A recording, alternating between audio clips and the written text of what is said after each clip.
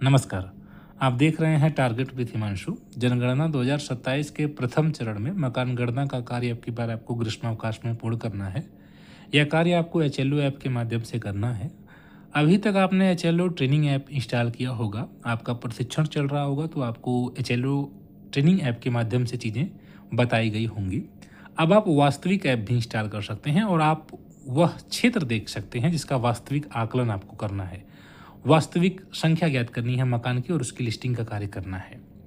इसके लिए आपको एचएलओ ऑफिशियल ऐप अपने मोबाइल में इंस्टॉल करना होगा, ठीक है। तो एचएलओ ऐप आप इंस्टॉल कर सकते हैं। देखिए, आपके मोबाइल पर कुछ आईडी और पासवर्ड गया होगा, एक सैंपल के रूप में पहले गया होगा जो आपके ट्रेनिंग के पर्पज से है, और दूसरा जो एक और गया होगा आईडी पासवर्ड, वो आपका वास्तविक है। तो 2 आईडी पासवर्ड आपके मोबाइल में है। अगर आपका ट्रेनिंग पूरा हो चुका है तो आप वास्तविक जो एचएलओ ऐप है उसको इंस्टॉल कर सकते हैं, रन कर सकते हैं। इसके लिए सबसे पहले आपको जो यूज़र आईडी आपके मोबाइल पर गया होगा उसको यूज़ करेंगे। जो सैंपल के रूप में गया है वो वर्क नहीं करेगा। ध्यान दीजिएगा, 2 आईडी पासवर्ड आपके मोबाइल पर हैं। तो आपको अगर ये देखना है कि आपको जो हाउस लिस्टिंग का कार्य करना है किस क्षेत्र में करना है, जो आपका एक मैप है वो इस ऐप में इंस्टॉल है, तो आप उसे देख सकते हैं, ठीक है। लॉगिन करेंगे तो आपको एक आइडिया हो जाएगा कि आपका जो आवंटित क्षेत्र है उसका मैपिंग किस प्रकार से आपको करना है, क्या क्या चीज़ें हैं। तो एक प्रकार से आपको आइडिया मिल जाएगा मैप का, ठीक है। तो अब आप क्या कर सकते हैं कि एचएलओ का जो ऑफिशियल ऐप है जिसको आप देख रहे हैं, इसमें हमने पहले से ही आईडी अपना जो है लॉगिन कर लिया है। इसमें आपको वास्तविक जो आईडी होगी उसमें आपका नाम भी उसमें लिखा होगा स्मॉल लेटर में, और उसके बाद जब आप उसको डालकर प्रोसीड करेंगे तो आपके मोबाइल पर एक ओटीपी जाएगा। जब आप ओटीपी डालेंगे तो फिर आपको पासवर्ड एंटर करना पड़ेगा जो आपके मोबाइल पर पहले से ही भेजा गया इनके द्वारा।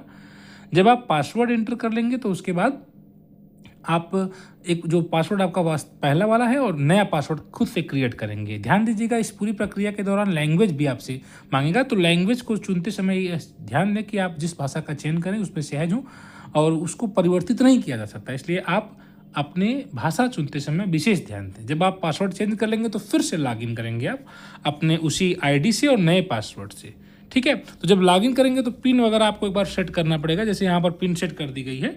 तो अब यहाँ पर जब आप पिन सेट करेंगे और उसके बाद फिर आप इसको पिन सेट करने के बाद अब देखिए इस चीज़ को फिर से खोला जा रहा है, और जब ये प्रक्रिया जो मैंने आपको बताई है वो जब आप कर लेंगे तो उसके बाद पिन के थ्रू आप इसको कर पाएंगे। अब देखिए यहाँ पर ये खुल चुका है, ठीक है ना। और जब ये खुल चुका है तो अब आप इसमें यहाँ करेंगे क्या कि आप जैसे आपको ये देखना है कि आपको कौन सा क्षेत्र आवंटित किया गया है, तो यहाँ एचएलबी मैप आपको दिखाई दे रहा होगा, ठीक है ना। एचएलबी मैप आपको दिखाई दे रहा होगा।